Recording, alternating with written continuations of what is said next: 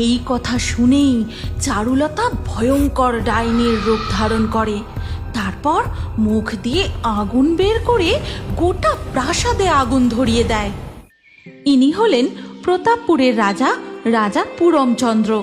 তার ছিল 4 রানী। প্রত্যেক রানীরই নিজস্ব নিজস্ব অসাধারণ গুণ ছিল। তারা প্রত্যেকেই আপন কক্ষে নিজ নিজ পরিচর্যা এবং শক্তির অভ্যাস করতেন। ইনি হলেন বড় রানী কলাবতী।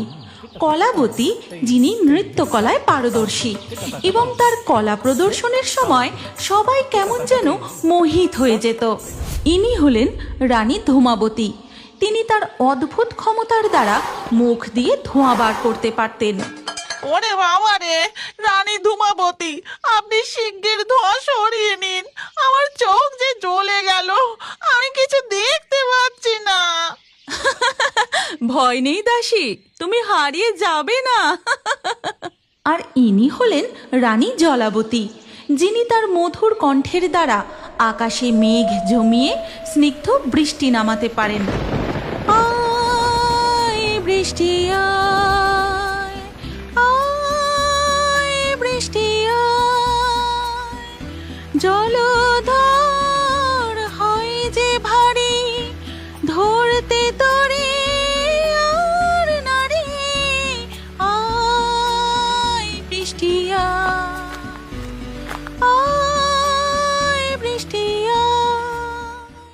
আর ইনি হলেন রাজার সবচেয়ে ছোট রানী, যাকে রাজা খুবই ভালোবাসতেন, রানী সরলাবতী। ইনি ছিলেন সহজ সরল মনের মানুষ, দেখতে সব থেকে সুন্দরী, যে কোনো গৃহকর্মে নিপুণা। হাতের রান্নায় জাদু আছে। অতি সামান্য জিনিস দিয়ে রান্না করলেও তা হয়ে উঠত অত্যন্ত সুস্বাদু। বাহ বাহ বাহ, অতি উত্তম, অতি উত্তম। এই পদ খেয়ে আমার মন প্রাণ একেবারে জুড়িয়ে গেল। সত্যি সরলাবতী, তোমার হাতের রান্নার প্রশংসা না করে আমি থাকতে পারি না। এত প্রশংসার কি আছে মহারাজ? আপনার জন্য রান্না করতে আমার ভালোই লাগে, আর আপনি খাবার খেয়ে তৃপ্ত হলে আমার সব থেকে বেশি ভালো লাগে। মহারাজ সরলাবতীকে একটু বেশি ভালোবাসতেন, কিন্তু তার জন্য বাকি 3 রানীর সরলাবতীর উপর কোনো রাগ ছিল না। তারা সরলাবতীর গুণকে সম্মান করতেন। সরলাবতীও তার নিজ গুণে বাকি 3 রানীর যতটা সম্ভব যত্ন নেওয়ার চেষ্টা করতেন। দাসী, তুমি প্রত্যেক রানীমার কক্ষে তাদের খাবার পৌঁছে দিয়েছো তো?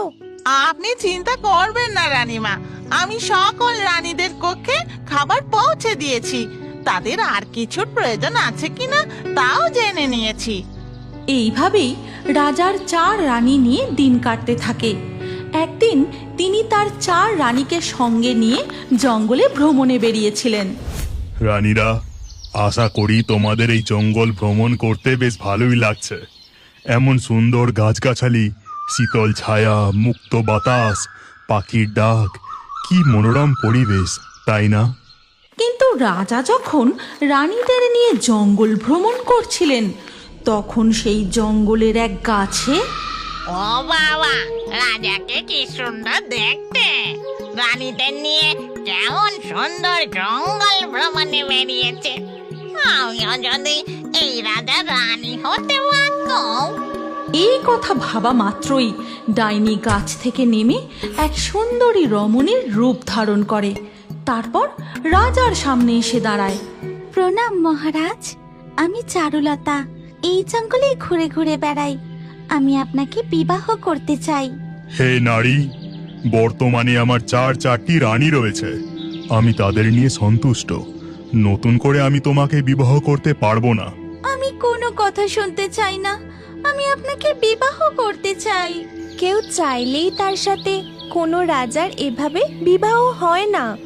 অনেক কিছু পরীক্ষা নিরীক্ষা করে দেখে শুনে তবেই রাজার রানী হওয়া যায়। এরপর রাজা তার রানীদের নিয়ে সেখান থেকে রাজভবনে ফিরে আসেন। কিন্তু ডাইনি পিছু ছাড়ে না, সেও অদৃশ্য হয়ে তাদের পিছু নেয়। তারপর রাজপ্রাসাদ ঘুরে ঘুরে সমস্ত কিছু দেখতে থাকে। এই গল্পের পরবর্তী পর্ব যদি তুমি দেখতে চাও, তাহলে কমেন্টে নেক্সট পার্ট অবশ্যই লিখো। আর আমাদের রিও বার্ডস ফেসবুক পেজটি এক্ষুনি এক্ষুনি ফলো করে নাও। এই গল্পটি ভালো লাগলে লাইক করে শেয়ার করে দাও।